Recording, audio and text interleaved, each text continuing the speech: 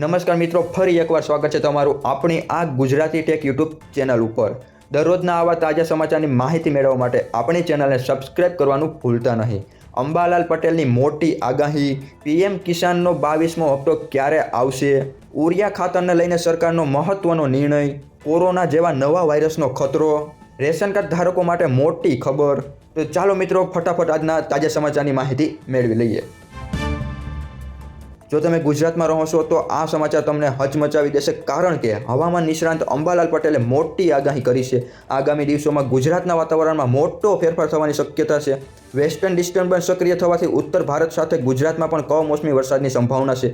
અંબાલાલ પટેલના જણાવ્યા મુજબ 22 થી 26 જાન્યુઆરી વચ્ચે ઉત્તર ભારતના પહાડી વિસ્તારોમાં ભારે બરફવર્ષા અને મેદાની વિસ્તારોમાં વરસાદ પડશે અને તેની સીધી અસર ગુજરાત પર પહોંચશે। ખાસ કરીને કચ્છ, ઉત્તર ગુજરાત અને સૌરાષ્ટ્રના કેટલાક વિસ્તારોમાં કમોસમી વરસાદ પણ પડી શકે છે।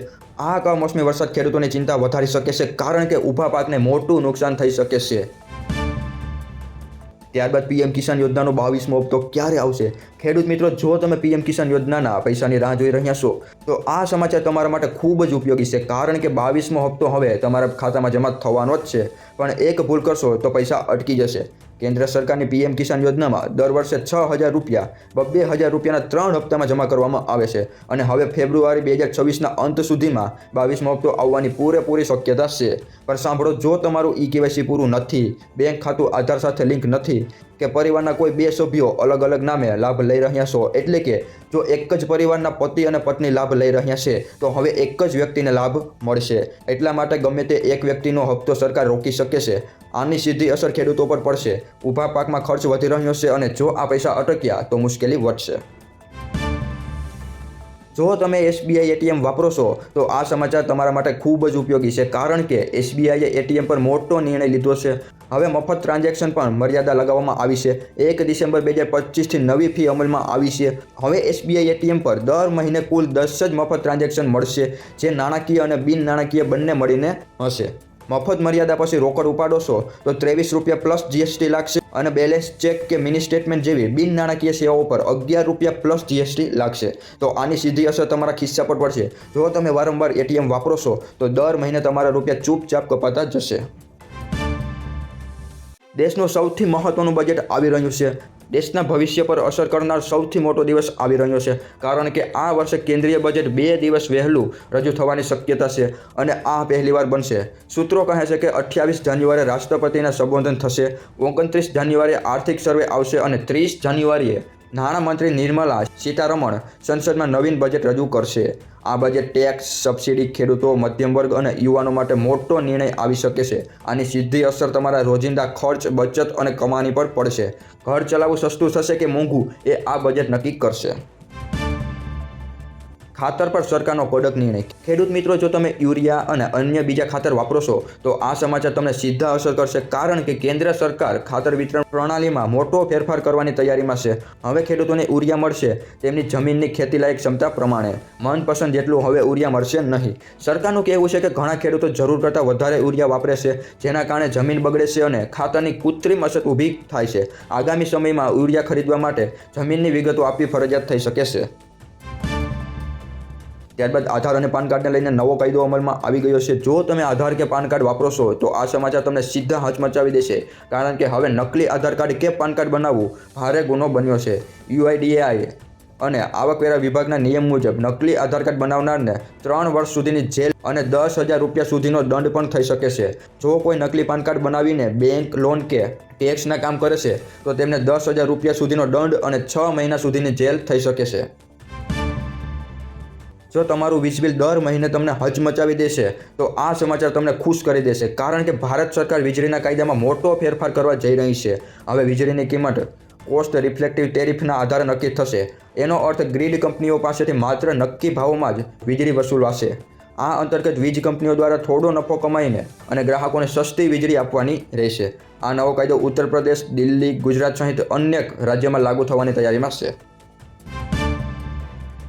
કોરોના જેવો નવા વાયરસનો ખતરો। જી હા મિત્રો, જો તમે વિચારતા હોવ કે કોરોના ખતમ થઈ ગયો તો આ સમાચાર તમારી ચિંતા વધારી શકે છે, કારણ કે કોરોનાની જેમ એક નવો વાયરસ ફરી દેશમાં ખતરો ઊભો કરી રહ્યો છે. પુણેમાં સ્થિત નેશનલ ઇન્સ્ટિટ્યૂટ ઓફ વાયોલોજી એટલે કે NIV એ પશ્ચિમ બંગાળથી મોકલાયેલા 2 નમૂનાઓમાં નિપાહ વાયરસની પુષ્ટિ કરી છે. જ્યાં મિત્રો આ વાયરસનું નામ છે નિપાહ વાયરસ. ચેપગ્રસ્ત દર્દીઓના સંપર્કમાં આવેલા 2 લોકોને કોલકાતાના ID હોસ્પિટલમાં નિરીક્ષણ માટે દાખલ કરવામાં આવ્યા છે. મહત્વની વાત એ છે કે આ 2 વ્યક્તિઓમાંથી એક નર્સ છે અને બીજો વ્યક્તિ એક ડૉક્ટર છે. જો સાવચેતી નહીં રાખો તો ફરી ડર અને અફરાતફરી ઊભી થઈ શકે છે.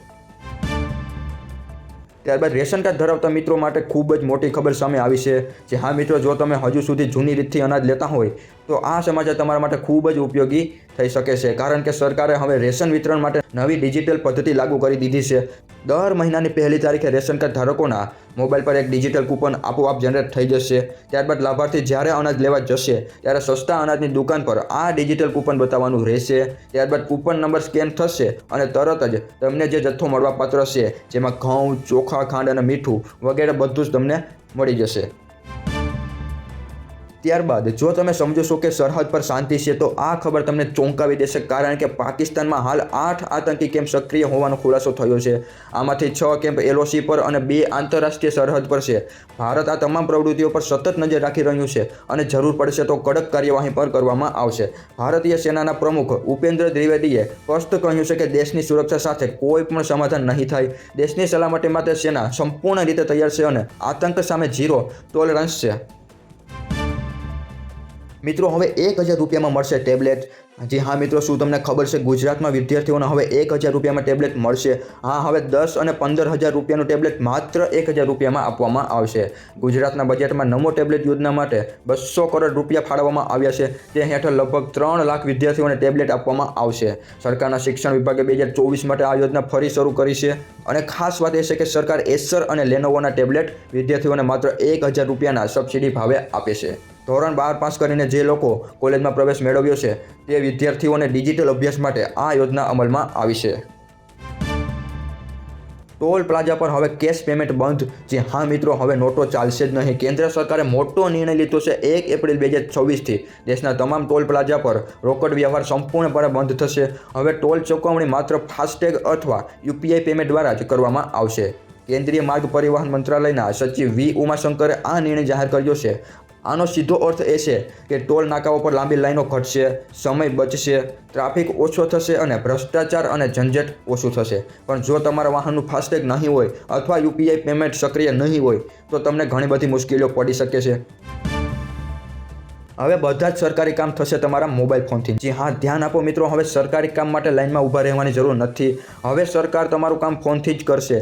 રાજ્યના સાયન્સ અને ટેકનોલોજી વિભાગ અને ડાયરેક્ટર ઓફ ICT તથા E-ગવર્નન્સ દ્વારા નાગરિકોના મોબાઈલ નંબરને આધાર બનાવી સરકારી સેવાઓ સીધા ફોન પર આપવાની વ્યવસ્થા શરૂ કરવામાં આવી છે. હવે તમને મોબાઈલ પર જ મળશે આવકનો દાખલો, જાતિનું પ્રમાણપત્ર અને અનેક બીજી સરકારી સુવિધાઓ. આનાથી ઓફિસના ચક્કર ઓછા થશે, સમય બચશે, કાગળની ઝંઝટ ઘટશે, બધું જ ડિજિટલ અને બધું જ ઝડપી બનશે. આ સેવાનું સુશાસન દિવસે જ મુખ્યમંત્રી ભૂપેન્દ્ર પટેલે લોકાર્પણ કરી ચૂક્યા છે અને આગામી દિવસોમાં આ સેવાને વધુ વેગ આપવામાં આવશે. તો મિત્રો, આ હતા દેશ અને દુનિયાના સૌથી તાજા સમાચાર જે તમારે જાણવા ખૂબ જ ઉપયોગી હતા. તો મિત્રો, આજના વિડીયોમાં બસ આટલું જ. મળશું એક નવા વિડીયોમાં નવા તાજા સમાચાર સાથે.